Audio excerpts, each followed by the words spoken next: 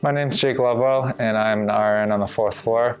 I will be speaking about a mother and son that we had in the same room during the COVID pandemic. Both the mother and the son tested positive for COVID, and the son had a developmental delay, so the mother had advocated for both to stay in the same room.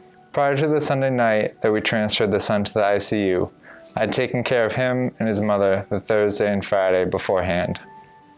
At that time, both were faring well with COVID-19.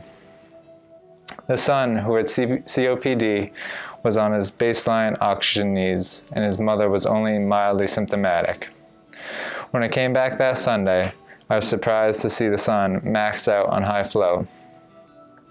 Like many of the physicians and nurses taking care of him that Sunday, I was very worried that he was decompensating so quickly. I was preparing myself to transfer him to the ICU as soon as I got there that day. As the shift progressed, the son's O2 sats began dropping, and the decision was made to transfer him to the ICU.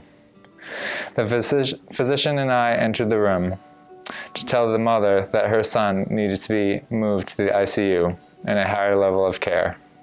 This was just days after the family had lost their loving husband and father to complications from COVID-19. The ensuing conversation was one of the most difficult situations I've been in.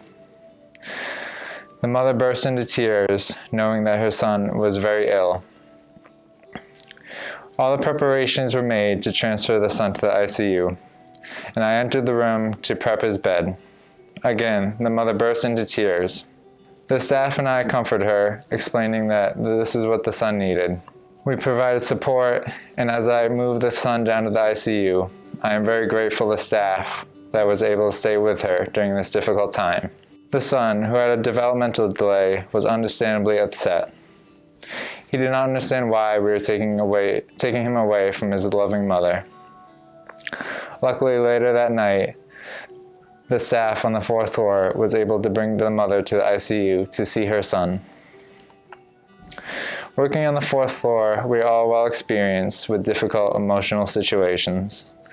However, that shift with this specific family tested all the staff that was involved.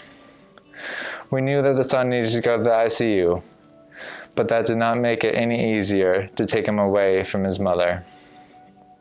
The mother, who had already lost her loving husband, was on the brink of losing her son as well.